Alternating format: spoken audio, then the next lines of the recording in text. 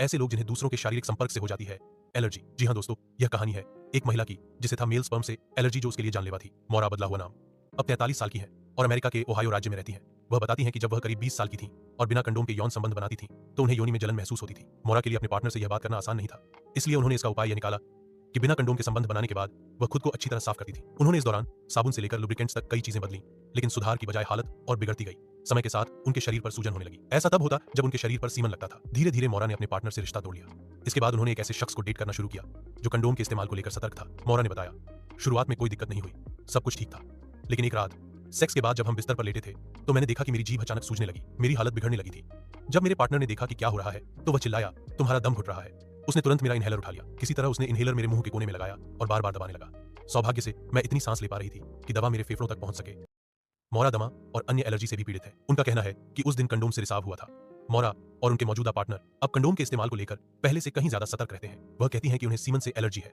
उन्हें यह नहीं पता था कि सीमन से भी एलर्जी हो सकती है। हालांकि ऐसे मामले बेहद दुर्लभ होते हैं, लेकिन कुछ लोगों को दूसरों के शरीर से गंभीर इम्यून रिएक्शन हो सकते हैं। अक्सर गलत समझी जाने वाली यह समस्या न सिर्फ किसी इंसान की सेहत को प्रभावित कर सकती है, बल्कि उनके कामकाज, आपसी रिश्तों और दुनिया में उनके जीने के तरीके पर भी असर डाल सकती है। लेकिन वास्तव में ये रिएक्शन किस तरह के होते हैं और इनके पीछे की वजह क्या है, यह अब भी काफी हद तक रहस्य बना हुआ है। क्या ये सच में एलर्जी होती है या कुछ और? जैसे जैसे वैज्ञानिक कुछ संकेतों को समझना शुरू कर रहे हैं, ये अजीब प्रतिक्रियाएं हमारे शरीर की केमिस्ट्री और मानव इम्यून सिस्टम की जटिलताओं के बारे में नई जानकारियां सामने ला रही हैं।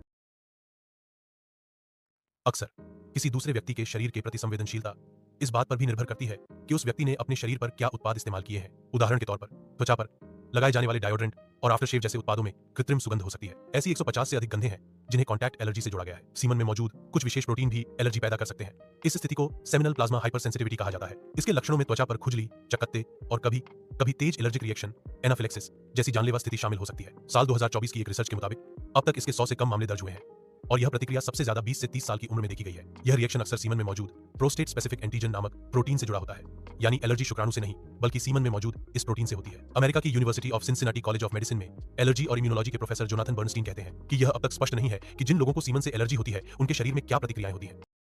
बर्नस्टीन बताते हैं कि इस स्थिति पर ज्यादा रिसर्च नहीं हो पाई है क्योंकि न तो इसके लिए जानवरों पर परीक्षण संभव है और न ही पर्याप्त मरीज मिल पाते हैं। इस एलर्जी के लक्षण किसी एक हिस्से तक सीमित हो सकते हैं या पूरे शरीर में फैल सकते हैं। जब यह सिर्फ संपर्क वाले हिस्से तक सीमित होती है तो आमतौर पर योनि या उसके आसपास जलन और दर्द महसूस होता है। स्पेन के एक मामले में एक महिला जो पहले कभी एलर्जिक नहीं थी, यौन संबंध के बाद बेहोश हो गई। उनकी सीमन के प्रति अत्यधिक संवेदनशीलता पाई गई। अमेरिका में एक महिला को तब भी सूजन और चकत्ते हो गए जब सीमन उनकी त्वचा पर बिना किसी यौन संबंध के संपर्क में आया। बर्नस्टीन बताते हैं कि एक मरीज ने इस अनुभव को हजारों सुइयां योनि में चुभोने जैसा बताया। यह एक अजीब तरह की बीमारी है। इस बीमारी का अभी तक कोई इलाज पाया नहीं गया।